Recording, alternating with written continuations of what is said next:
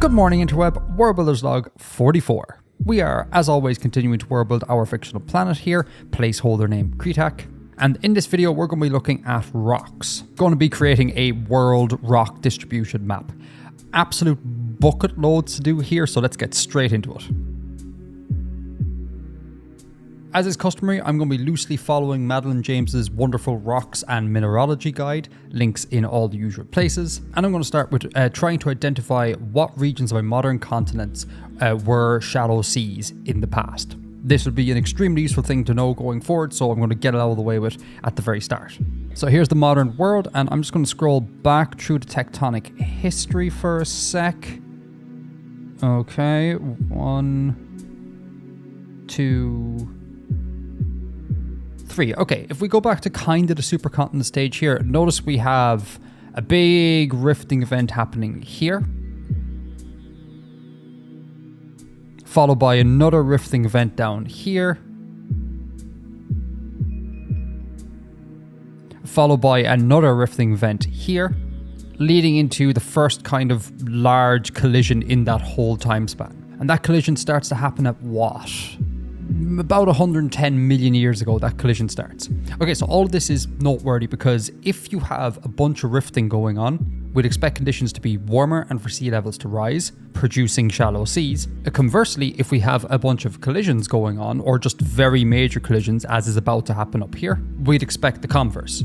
Conditions to be cooler and for sea levels to fall. So it looks to me like 110 million years ago, just before the start of this giant collision, we're at peak shallow seas. We've had millions and millions of years of tons of rifting, lots of time for shallow seas to build up. Perfect, let's note that.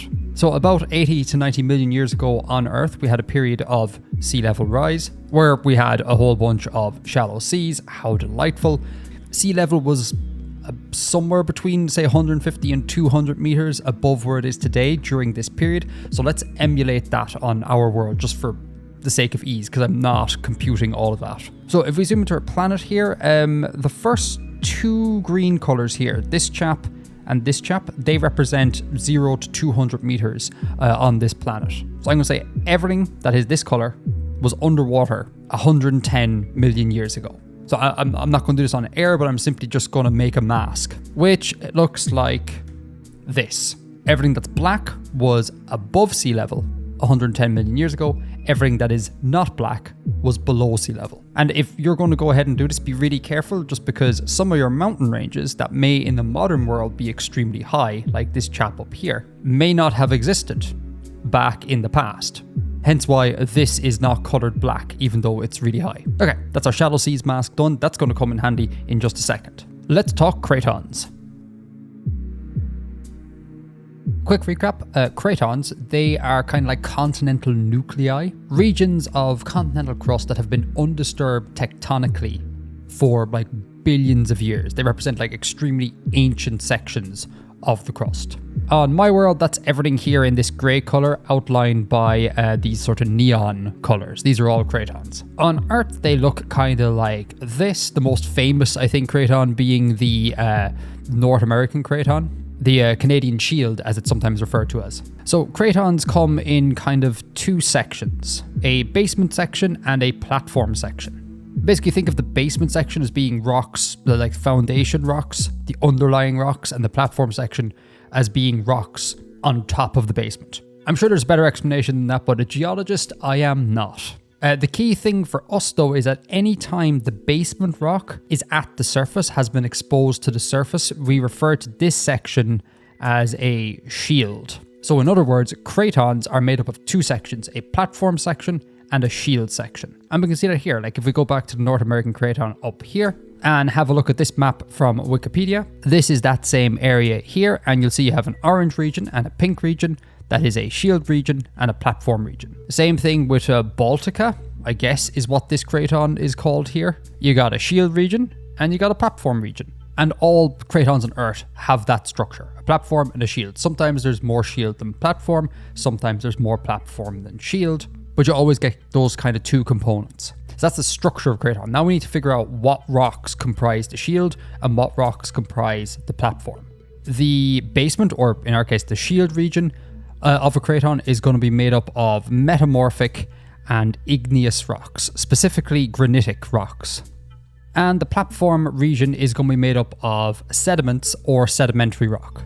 Namely, for our purposes here, sandstone, carbonate rock, and sediments. Igneous and metamorphic on the bottom, sedimentary and sediments on the top. And if we look at rock distribution maps of the Earth, you can see that same pattern hold. Green and pink here, metamorphic and granitic. Shield region. Platform region is yellow, light yellow and orange, sandstone, carbonate and sediments. We check over on Baltica. I still don't think it's called Baltica. Surely it'd be like the Scandinavian Shield. I know, geologists can correct me. Editor Edgar here, it's the East European Craton.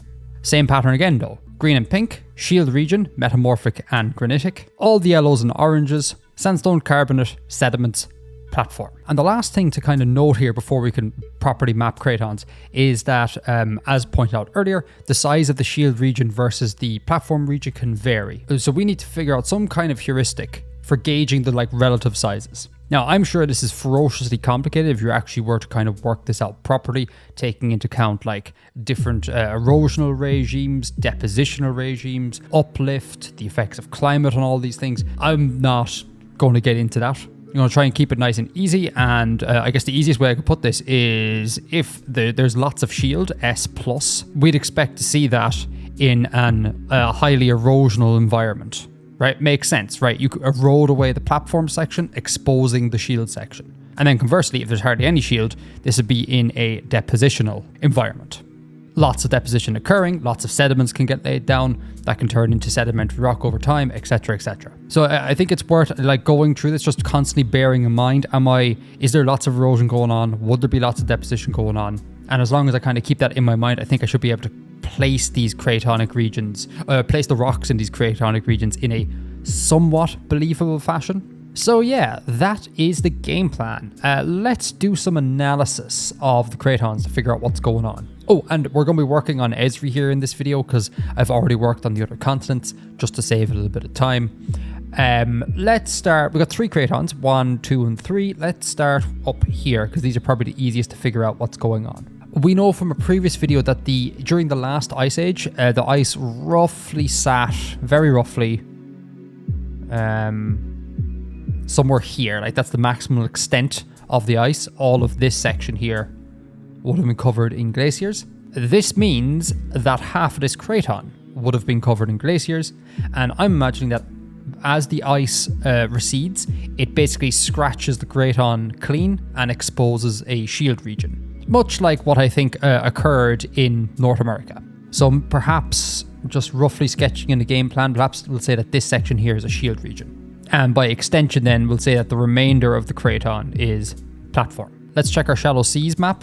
We see that this is, a good chunk of this has been underwater. As it's underwater, sediments get laid down, specifically marine sediments. So we get lots of deposition occurring here. The last ice age would have occurred after all of this deposition, so I think I'm going to keep this shield region exposed. So I don't think there's any effect here. Now in this Craton, we have deposition, marine deposition occurring on the bay side, and probably we get a lot of deposition occurring off these mountains. So possibly this whole section here, possibly there's no shield region, it's all platform. That's one way of playing it. The other way of playing it is to say that it's so close to the Big Bull mountain range that it's just become buckled, twisted and deformed as a result of all this mountain building, so maybe it just disappears entirely. There is no Craton here, so I'll leave that to future Edgar in the time lapse to figure out. Just 2 ideas. And then finally we got this monster Craton going on here. Again, shallow seas. We got lots of deposition occurring here, so I would imagine that this entire section here, very roughly, is all platform, and this section has the potential to be all shield. But this whole chunk of land is desert. And I guess purely eyeballing what's going on Earth here, there's a Craton happening up in here, the West African Craton. And this might just be a coincidence, but it looks like the non-desert parts have exposed shield, whereas the desert parts, for the most part, are entirely platform. That makes me feel that maybe, as well, this should also be platform. Maybe I could sprinkle in some just little pockets of shield regions just to break it up. So I think that's probably the plan for the Cratons. So I'm going to head into time-lapse mode and mark in the Cratons. per everything we've just discussed. So I will see you in a bit.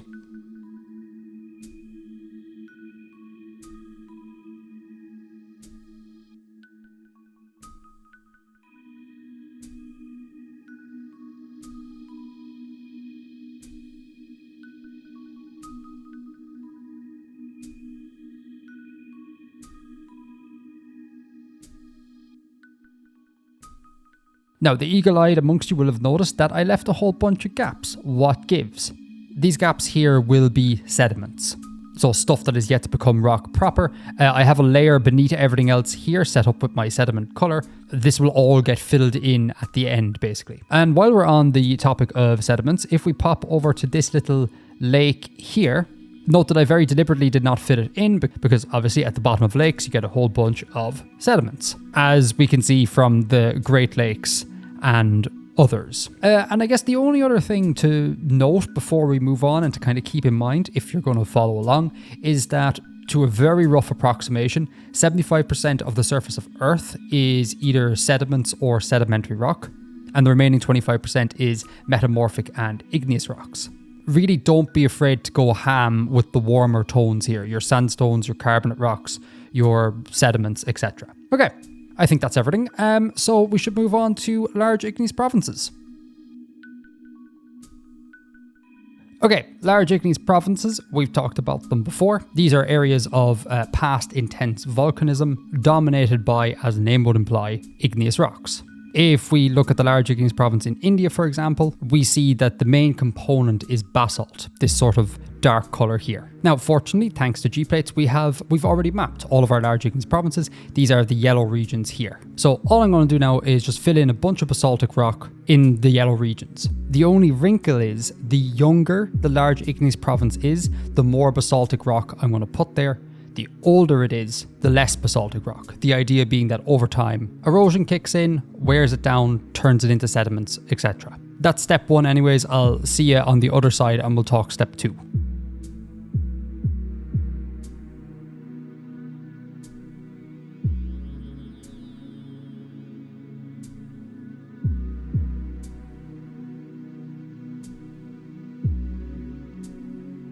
Okay, happy with that. So this guy here literally is the world's youngest large igneous province, so I kind of went ham with the basaltic rock.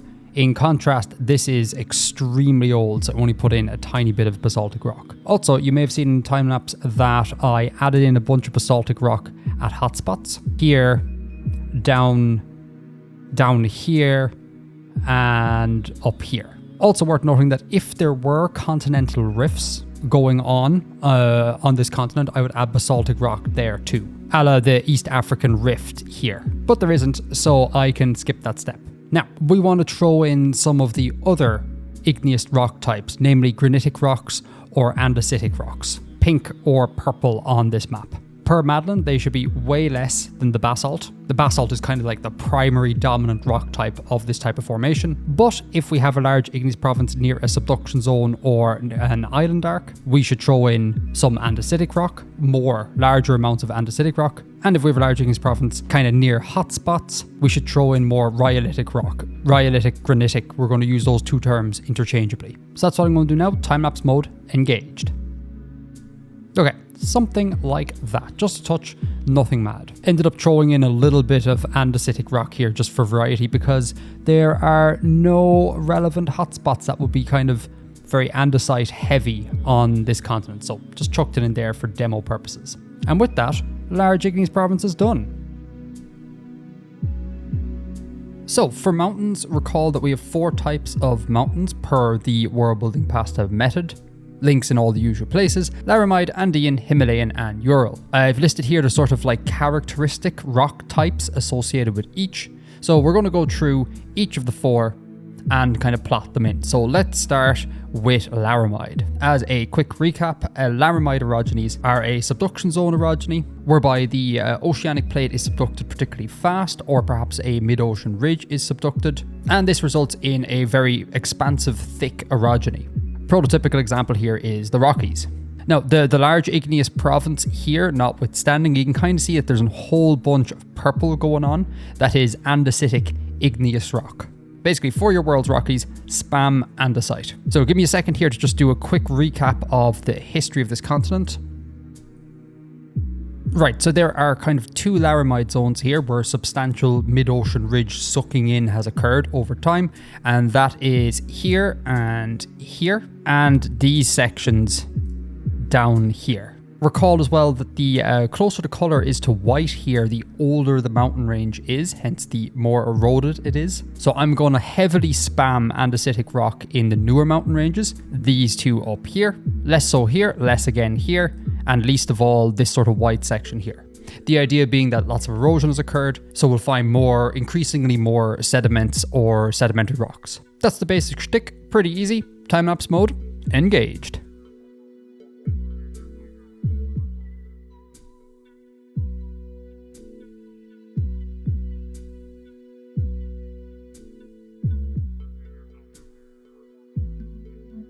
Laramide done, or at least the andesitic portion of Laramide's done.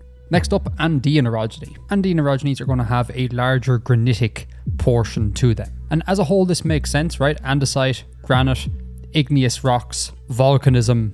We'd expect this in continental oceanic convergent zones. So if we pop on over the Andes, we can see here the pink, the granitic rock, way more of it present than we saw in the Rockies. But importantly, it's not the only type of rock. We got sediments, sandstone, andesite, granite, metamorphic, the works. It's just that there's a little bit more granitic rocks going on. And for this, I barely need to look through my history. Essentially, all of these new thin mountain ranges on my modern subduction zones, they're all Andean orogeny. So I'm going to stick a bunch of granitic rock in there. Time-lapse mode, engaged.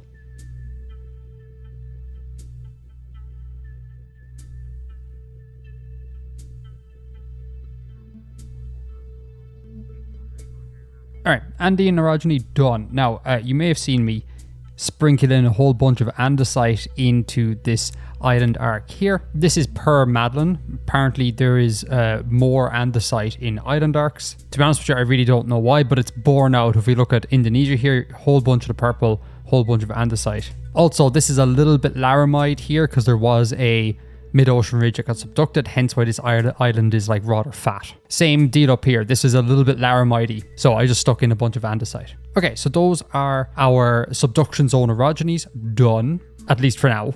Let's do some continental orogenies. So we'll do both of these at the same time because they're really similar. Continental collisions, not a lot of volcanism, so we wouldn't expect igneous rocks. We'd expect the other two types, metamorphic and sedimentary rock / sediments. So for the Himalayan orogeny, we go to the Himalayas. Things to note here, along the boundary here, we get a lot of metamorphic rocks. And on the far side of the plateau, we kind of have a sort of ring of metamorphic rocks with a bunch of sandstone, carbonate rock and sediments in the sort of plateau. The carbonate rock here being, I think, uplifted marine sediment. So that's the Himalayas, we'll seek to copy that. And for Ural style orogeny, we'll go to shock horror the Urals. Same basic deal here, along the kind of mountain ridge, there's a bunch of metamorphic rock. Again, note the presence of the carbonate rock, uplifted marine sediment, or marine sedimentary rocks. So all of Esri's other orogenies that we haven't already marked in, they're going to be continental. Just like with the Laramide orogeny, the closer we are to white, the more I'm going to bias things towards sediments and sedimentary rock, because more erosion has taken place. So back into Blender we go, and yeah, let's get mapping.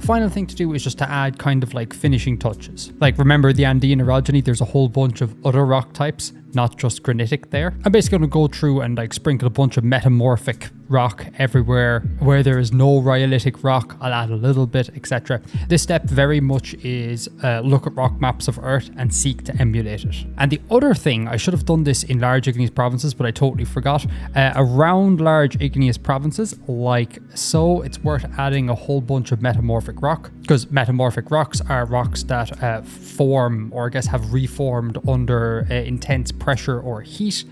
Bunch of heat here, so the large igneous province kicks off and it turns a whole bunch of boundary rock metamorphic. So yeah, I'm going to finesse all the mountain ranges and metamorphic rock around the igneous provinces.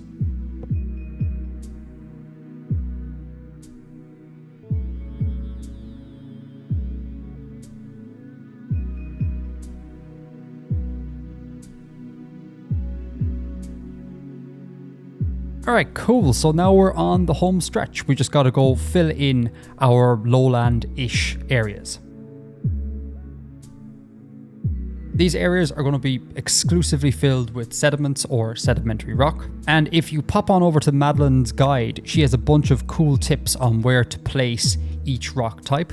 I'm going to deviate here, which may be a dangerous move. We'll see how it plays out. But I'd like to simplify things down just a touch. So I'm going to follow this schema here. I'm going to try and ensure that 75% of my land surface is covered in sediments or sedimentary rock. And I'm going to make sure that I have more sediment regions than I have sandstone regions, and more sandstone regions than I have carbonate regions. And as a general guiding principle, I'm going to try and bias carbonate rock regions towards areas of prior shallow seas, sandstone towards non-shallow sea regions, and sediments in like low-lying basins, foreland basins, rift basins, etc. This is definitely not a hard rule, more of a kind of guiding principle which can be violated, based on what the topography of my planet is telling me, and again, the study of rock distribution maps of Earth. Now, real quick, foreland basins and rift basins, just as a heads up, if you have a rift valley, the little troughs, or sometimes the rather large troughs, can be filled in by sediments or sedimentary rock, as you can kind of see here in East Africa. And foreland basins occur when you have a big honking mountain range. That mountain range is necessarily very heavy, so it depresses the crust around the mountain range, creating basins on either side. And you can see here in the Himalayas, you have a bunch of sediment in these basins. Same thing with the Andes here. Basically, all of this region here is a foreland basin. And you see we have a bunch of sediment, some sandstone, etc. So yeah, let's do this.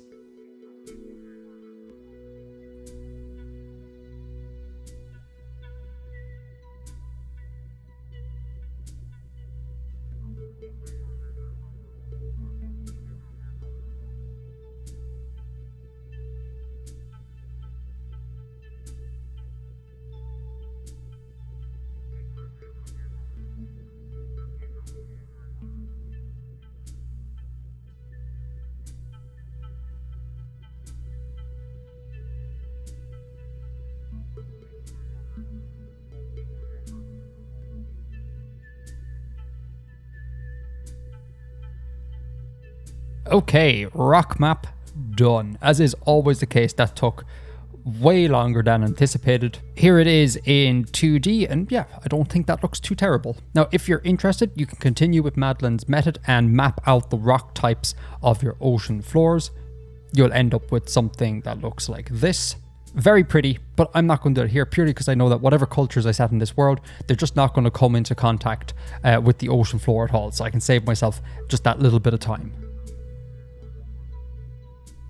So I hope you'll join me next time, where we take this prerequisite rock map and use it to figure out where our ore deposits are. Thank you so much for watching. Thanks to the patrons for supporting the show. Shout out Madeline for the wonderful, wonderful guide. Oh, and it's December, so happy holidays, everyone. And until next time, it grows.